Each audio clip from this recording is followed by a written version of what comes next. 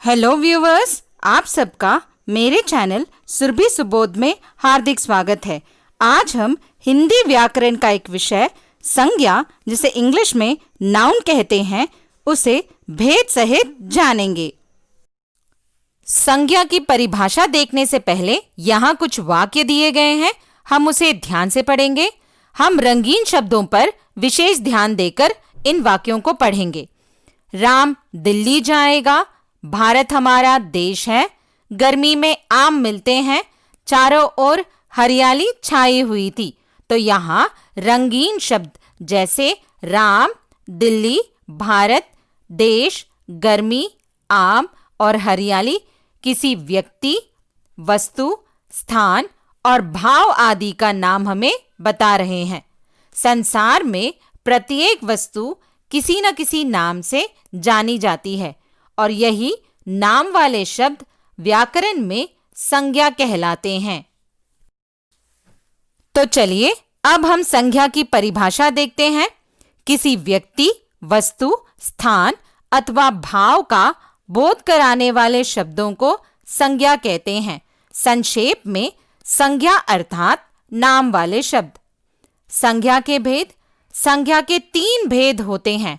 व्यक्तिवाचक संज्ञा, जिसे इंग्लिश में प्रॉपर नाउन कहते हैं, जातिवाचक संज्ञा, जिसे इंग्लिश में कॉमन नाउन कहते हैं, और भाववाचक संज्ञा, जिसे इंग्लिश में एब्स्ट्रैक्ट नाउन कहते हैं। तो अब हम संज्ञा का जो पहला भेद है, व्यक्तिवाचक संज्ञा, उसकी परिभाषा देखेंगे। जिस संज्ञा शब्द से किसी विशेष व्यक्ति, स्थान या वस्तु का बोध हो, उसे व्यक्तिवाचक संज्ञा कहते हैं। संक्षेप में जिस संज्ञा शब्द से हमें किसी पर्टिकुलर पर्सन, प्लेस या ऑब्जेक्ट का बोध हो, उसे हम व्यक्तिवाचक संज्ञा कहते हैं। उदाहरण ताजमहल, गौतम बुद्ध। तो यहाँ हम कुछ अन्य उदाहरण भी देखेंगे। भारत की राजधानी नई दिल्ली है। तो यहाँ एक पर्टिकुलर देश का नाम भारत है और नई दिल्ली एक पर्टिकुलर नगर का नाम है। रामायण एक धार्मिक ग्रंथ है। तो यहाँ एक पर्टिकुलर धार्मिक ग्रंथ का नाम रामायण है। ताजमहल का निर्माण शाहजहां ने करवाया था। तो यहाँ ताजमहल एक पर्टिकुलर इमारत का नाम है और शाहजहां एक पर्टिकुलर व्यक्ति का नाम है। अमित मेरा मित्र है। तो यहाँ एक पर्टिकुलर आदमी का नाम अमित है। गंगा एक पवित्र नदी है। तो यहाँ एक पर्टिकुलर नदी का नाम गंगा है और सूरज हमें रोशनी देता है। तो यहाँ एक पर्टिकुलर ग्रह का नाम सूरज है। तो यहाँ एक और ध्यान देने योग्य बात यह है कि चंद्रमा, सूर्य, पृथ्वी आदि को हमें व्यक्तिवाचक संज्ञा ही मानना चाहिए। तो अब हम संज्ञा का जो दूसरा भेद है, जातिवाचक संज्ञा, उसकी परिभाषा देख लेते हैं। जिस संज्ञा शब्द से एक ही प्रकार के प्राणियों, वस्तुओं, स्थानों आदि की पूरी जाति का बोध हो, उसे जातिवाचक संज्ञा कहते हैं। संक्षेप में जो संज्ञा शब्द संपूर्ण जाति या समुदाय का बोध कराते हैं, उन्हें जातिवाचक संज्ञा कहते हैं। जैसे बाघ, कंप्यूटर। तो अब हम कुछ अन्य उदाहरण भी यहाँ देख लेते हैं। हाथी नदी में नहा रहा है, वह सेब खा रहा है, तितली फूल पर बैठी है, बच्चा खेल रहा है, मनुष्य को रहने के लिए घर चाहिए, पेड़ पर एक चिड़िया बैठी है।